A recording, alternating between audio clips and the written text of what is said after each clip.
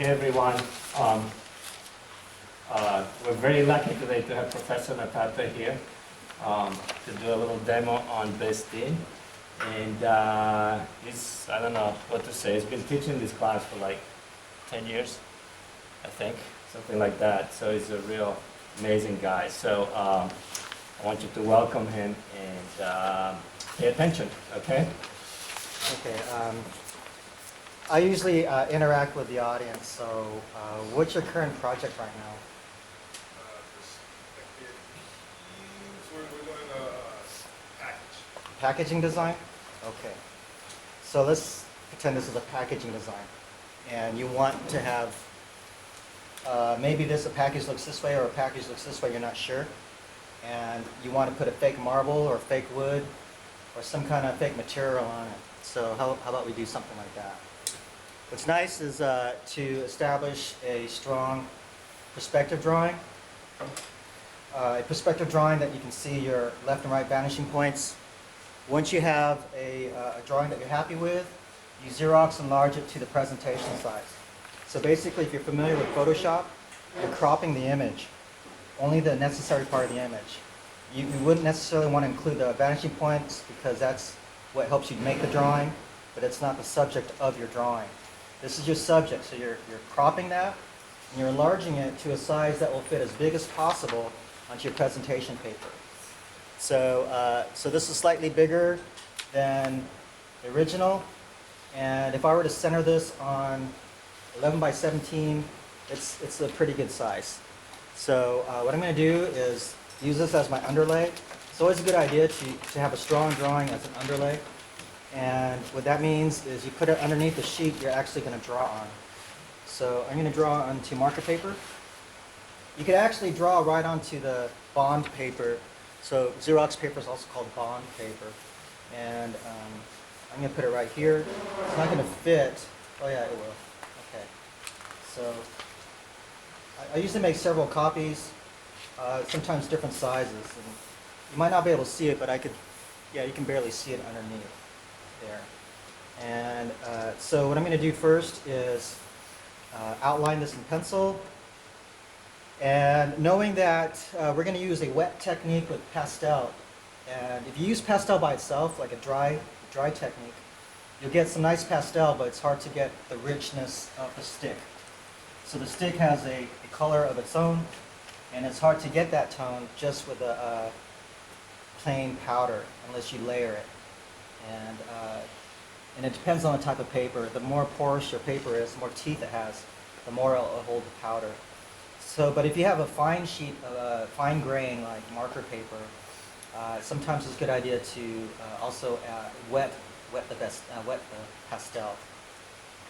So that's what we're going to do, and I'm using pencil, knowing that the Bestin might smudge the pencil, so I'm going to draw very lightly. If you use pen, different types of pen might smear. So I usually like to use black pen last, and then pencil last. The general idea is to get tone on there first, and then apply the texture, in my opinion. So why don't we just do a basic tone in marker, and I'm going to keep the top surface as light as possible to show that most of the light is coming down from the top, and my secondary light will be on this side. So primary lighting here, secondary lighting here. All from the same light source, which simply means brightest, next brightest, and then darkest. And the very darkest is a shadow, which we won't be doing today. So I'm just going to shade this area here.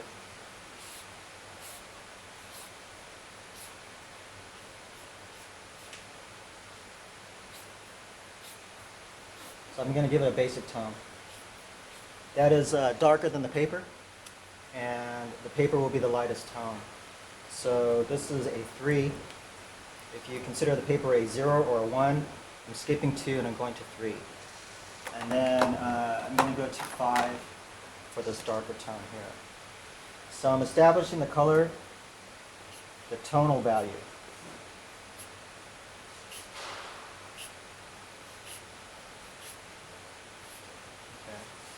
And then, so now I have a line that's created by tone only.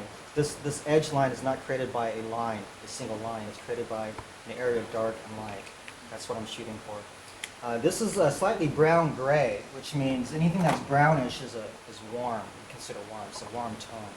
So now I have an option of making this any kind of material that has a warm texture to it. I'm going to, let's see, I'm going to divide this thing in half. This is a package, so let's make it have a lid. And I'm using a blue pencil here. Let's see if I can use a black pencil.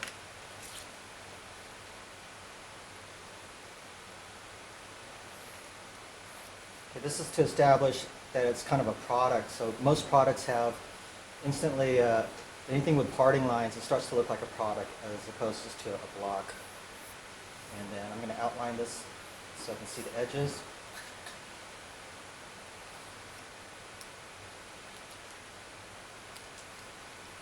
Oh, I can see now. Hey, I'm still using blue. I thought that was a black.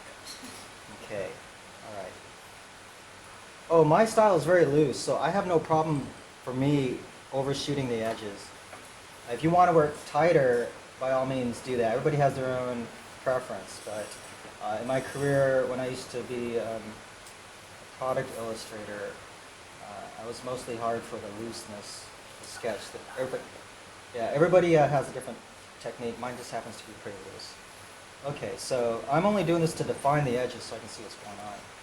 All right.